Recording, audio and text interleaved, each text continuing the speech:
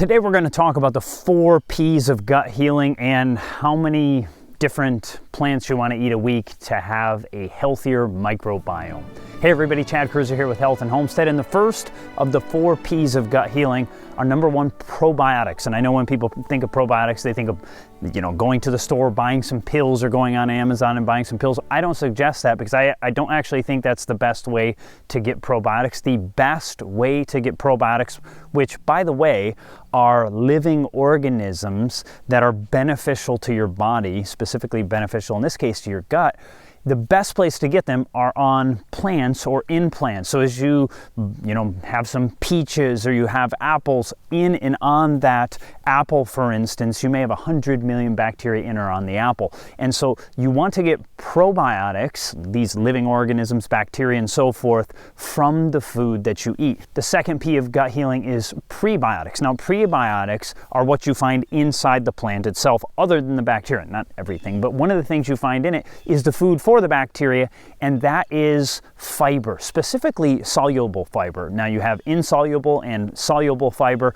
but the soluble fiber is the fiber that is mainly consumed by the bacteria. You can't digest fiber, but the bacteria that's inside of you can, and so as they begin to break down to metabolize the prebiotics that are in your body, which are the fiber that you're eating from the plants that you're consuming, then as they break it down, they give you a byproduct, which is the third P, which are called postbiotics. Many people have heard of probiotics, prebiotics. Most people don't know about postbiotics. Now, what are they? They're the byproduct that you get from the bacteria, the good bacteria that you have, breaking down the fiber, called short-chain fatty acids. Now, short-chain fatty acids can be things like butyrate. These are things that can lower inflammation in your body. As they lower inflammation in the body, you may have less lifestyle diseases, less achy joints potentially, and less likely to have something like mental health disorders, depression, and so forth. And so those are the first 3 P's. And the fourth one is polyphenols. Now, polyphenols, what are those? They are phytonutrients. The word phyto is P-H-Y-T-O. That word phyto means plant nutrients. There's certain plant nutrients that are beneficial to us. As an example, polyphenols from things like blueberries can promote good bacteria in the gut, like lactobacillus and bifidobacteria. And bifidobacteria is potentially beneficial in enhancing intestinal wall integrity and helping to keep you from things like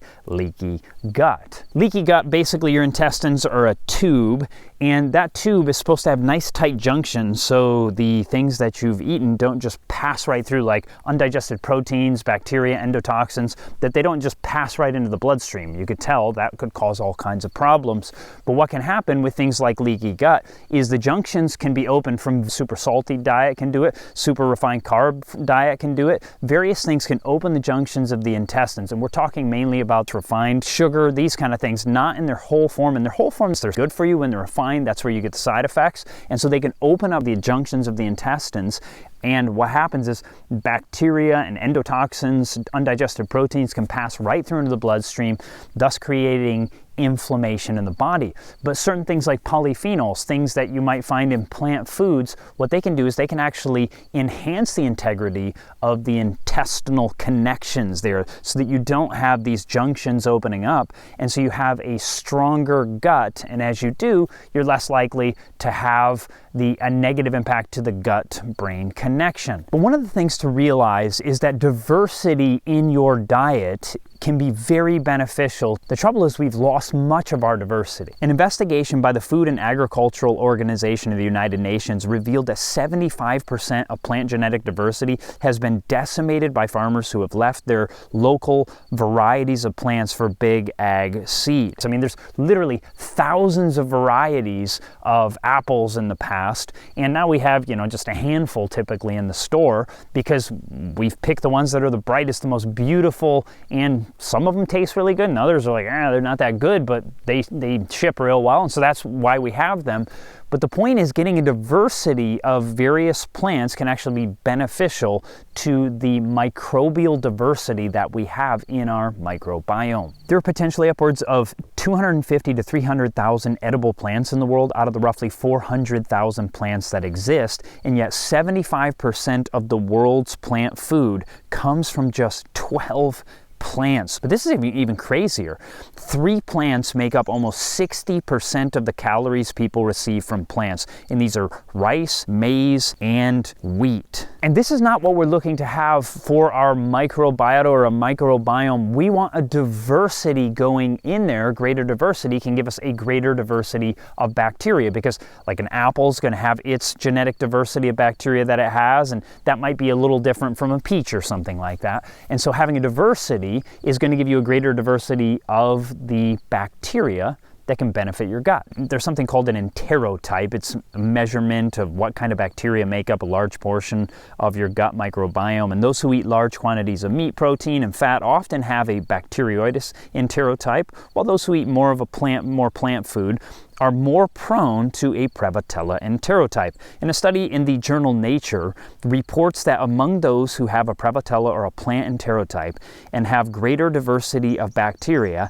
have higher levels of positive emotions. And the great thing is you can actually change your enterotype very rapidly, like within a few days actually. You begin to consume more plant foods, and as you do, you get a greater diversity because, like I said, each plant that you eat is going to have its own microbial makeup. Well, diversity, the microbiome, and gut health, researchers with the American Gut Project have found that those who consume more than 30 different plants a week have a greater diversity of bacteria in their guts compared to those who consume 10 or fewer plants. And some of you might be thinking, come on, 30 plants a week? That's a lot of different plants. That sounds kind of crazy. Now, it kind of sounds like it, but my wife and I were buying a box of greens one time, and we're eating from this box of greens, and I was like, well, what all's in it? And so I read, and there were like 14 different greens inside this one box. And so in that one meal, if you eat any other food with it, I mean, you're having half of the diversity that you need in a week.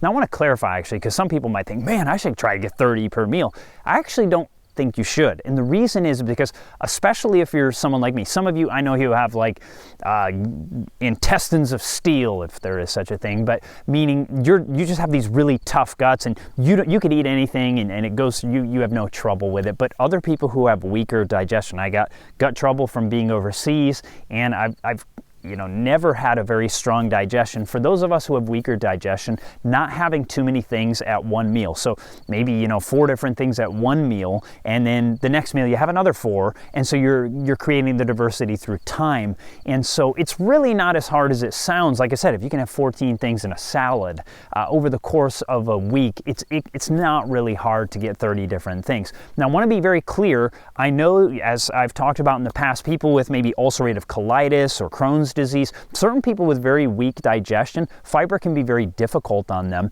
and they want to get to the point where you're at the point where your inflammation is already down, you're not having gut trouble, and then adding it in slowly, just a little bit at a time. As you add a little bit more, then you're going to be adding to your microbial diversity, and then that bacteria will be able to help break it down, hopefully, and so then you can add a little more and a little more, so you can get up to the point where you don't have all these troubles. Because, like I said, the fiber can be difficult in the beginning for those who aren't used to it, and then over time, hopefully you can get to the point where you're feeling fantastic, and you can have just a great diversity of fruits, vegetables, whole grains, these kinds of things, and find the benefits in the lowered inflammation, enhanced microbial diversity, the potential benefit to your emotions, your happiness, and, well, hopefully a longer and happier life. And by the way, we have an over 4-hour series of how the gut-brain connection changed my life. I had gut issues for years, also had depression, and what I did to change that, and you're not going to want to miss that. I'll have a link down in the description and in the comments. And also, if you haven't seen my video on food to grow in difficult times, you're going to want to check that out. If you like this video, hit the subscribe button, hit the bell notifications. God bless, and have a fantastic day.